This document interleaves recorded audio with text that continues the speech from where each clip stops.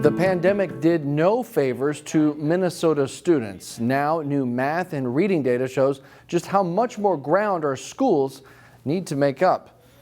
There is a dose of good news, however. One school in our area that saw significant increases is Monroe Elementary for mathematics, science, and children's engineering, a magnet school in Brooklyn Park. I talked with the principal about how they achieved rising scores and how they're keeping the momentum going. Think about how you need to add that together. Inside Monroe Elementary, I'm still looking at that first one the way we did it without the decimals. Mr. White's class was hard at work on math on the second day of school. It's no mistake that Mr. White has a lot in common with his students. Yeah, I'm wondering what y'all was doing. Like, Lily's just laughing at me. Strengthens our teachers. Principal Amy Oliver and her team, And our school is really diverse, 70% students of color. have worked hard since the pandemic to get state test scores back on the rise. It's the first time in a couple of years that they've seen growth. According to state figures, more than 60% of Monroe students meet state science and math standards, and more than half meet state reading standards. That's up from below half for all three from the year before. We're looking at a lot of other measures along the way to find out if the things that we're doing are working, are they making sense, are kids growing in the way we want? And scores that come out like this are kind of validating for teachers.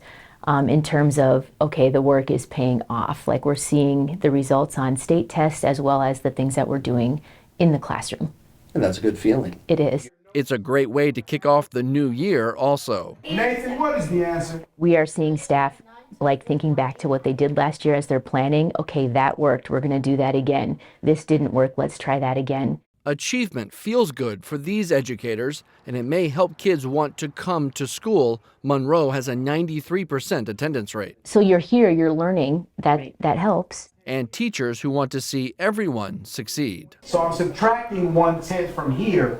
It's definitely ongoing. Like we have so much work left to do, and the teachers are excited about that. They enjoy being creative and innovative. As far as statewide data overall, test scores were relatively flat, with math scores rising slightly and reading proficiency showing a slight drop. Students at North Hennepin Community College now have an easier path to earning a 4-year degree. North Hennepin has announced a partnership with Arizona State University. It allows students in Brooklyn Park to seamlessly transfer their credits down to ASU. Interested students can access a tool called My Path to ASU to see which courses to take that are required to earn an Arizona State bachelor's degree. Being one of the premier institutions in the country, specifically known for their online programs, we thought what a unique partnership that this could be, and so we reached out to them, and they were very excited and open to meeting with us and working with us, and ever since then it's been this wonderful partnership. About 25 North Hennepin students have transferred to Arizona State over the last couple of years. The vast majority of those have taken their classes online. According to the CDC, cancer is the leading cause of death of firefighters. Brooklyn Park's fire chief hopes the new fire station could reduce the risks for his crew. Kevin Miller has more on plans for a new fire station.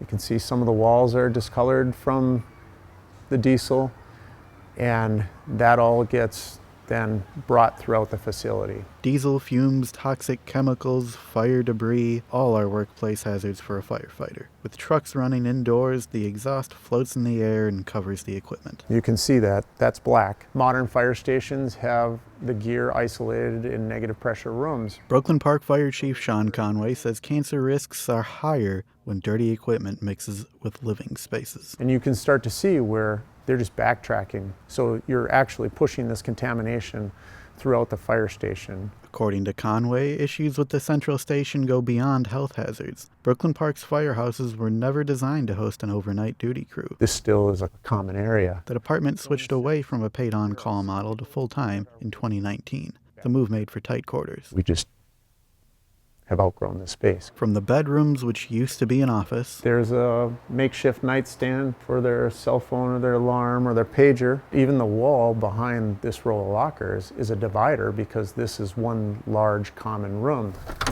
To the workout room, which used to be a storage space. Imagine this area with 4 people. And the shared office space for battalion chiefs. This is not conducive to meetings. The chief says the department makes do with what's available until they can build something new, but rebuilding the station has a $26 million price tag, and that's just one of the city's 4 fire stations. The cost to renovate those existing structures would not be an efficient use of funds as well. Conway hopes the community and city council will see the value not only in comfort, but in safety. I'm pretty confident that they would be able to understand our perspective, because it is a health and wellness aspect. In Brooklyn Park, Kevin Miller, CCX News.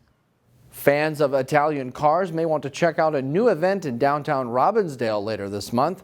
Wheels of Italy, an Italian car show featuring both vintage and newer vehicles, is planned for Sunday, September 24th, 10 a.m. to 2 p.m. along West Broadway, where organizers expect about 2,000 people to show up throughout the day. Robbinsdale City Council approved an application for the event at its meeting this week. It is free to attend. From the nervous jitters to the anxious anticipation, Tuesday was the return to school for students across our area. Local districts helped capture many back-to-school moments. Here's a look back at the first day.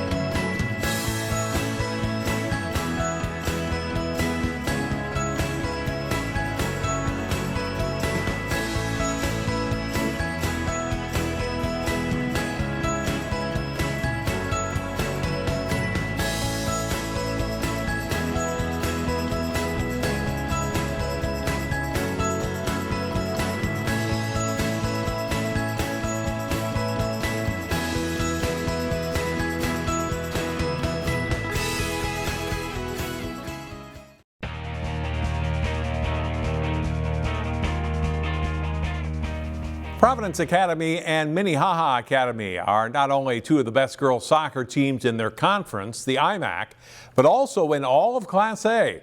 The 2 unbeatens faced off Tuesday. The Lions visiting the Redhawks in Minneapolis. First of 2 regular season meetings between the sides. First half, and Providence sophomore Madden Greenway chases down the long pass, makes a nice move inside the defender and blasts a left-footed shot into the net, and it's 1-0 Providence. Final seconds of the first half, a scoring chance for the Redhawks, Barrett Parton, but she's stopped by Audrey Stees, who punches the ball over the net. It's a 1-0 Providence lead at halftime. Second half, Greenway in deep again for the Lions, but Redhawks goalie Ellie Stender makes the save. Later in the half, a nice fake by Minnehaha's Gabby Wamry to get free, and then she crosses the ball to Greta Carlson, who heads the ball in for a goal. That ties the match at 1 with 22 minutes remaining. And that's the way it stays thanks to a big match from Steves in net for Providence. She makes 15 saves on the afternoon, and this match ends in a 1-1 draw. The teams play again September 23rd at Providence. After a couple of losses each to start the season, the Park Center and Cooper volleyball teams went head-to-head Tuesday. Jay Wilcox has more. Cooper at home to face Park Center in volleyball as each team looks for their first win of the season. The first set is a battle. A good block by Park Center, but Cooper stays with it to pull the ball out of the net and get it over. Thielen Reeves taps the free ball over and the Pirates can't return it as Cooper pulls out a 28-26 thriller in the opening set. The second is another close one. Brooke Dobler gets the set and puts it away to pull Park Center within 24-23, and they score the next 3 points to win 26-24.